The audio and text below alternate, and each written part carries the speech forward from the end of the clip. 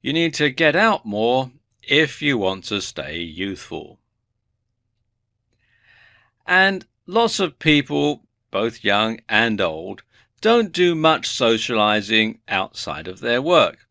They come home, they eat dinner, and they spend the rest of the evening and much of the weekend in front of the TV, and they have absolutely no social interaction with anybody outside perhaps their immediate family at all.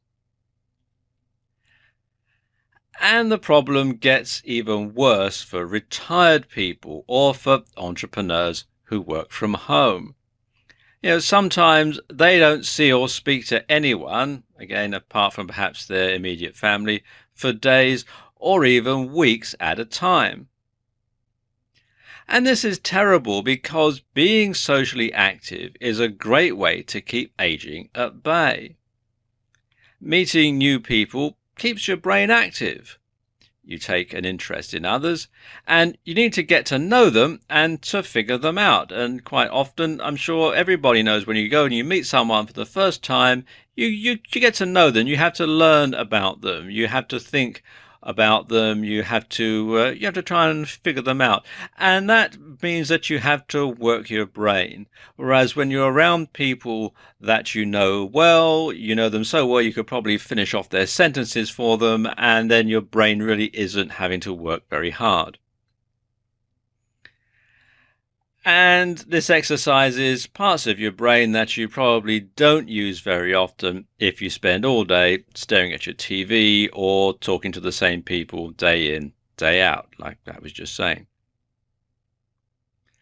So, attending social gatherings with family and friends or attending sports fixtures or other events is a great way to actually meet people, to be in different surroundings and to interact with all sorts of other people who you perhaps don't know or don't know very well. Or perhaps you might want to take up a hobby or a sport, and that can be beneficial too. I mean, for example, take the golfers in this photograph here. You can see there's quite a broad age range, and golf is a sport that's played by both young and old. And this is very important because being around or being in tune with other younger people keeps you up to date with the latest ideas, keeps you up to date with the latest fashions, keeps you up to date with the latest trends, and also you find out what's going on in different people's lives. You find out all sorts of different things that are happening. And again, that helps to keep your brain active. And the more active your brain is, the more forward thinking you're going to be, the more youthful you're going to be, especially again if you look at the way that younger people look and the way that young people act. Some of that's going to rub off on you if you're around them long enough.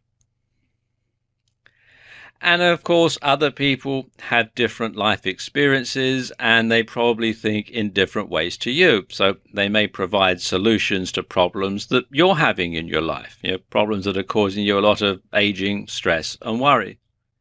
And other people may also know about the latest technology, the latest music, the latest movies, etc., etc. And all of this helps you to feel younger and to look and act in a less staid manner. Travel is also important if you want to stay young. You know the old saying, travel broadens the mind. So visiting somewhere you've never been before helps to form new memories, and of course it gives you something new to talk about to people that you know and to people that you've just encountered. And sometimes you might feel like visiting somewhere for the first time because someone that you've met has told you about it.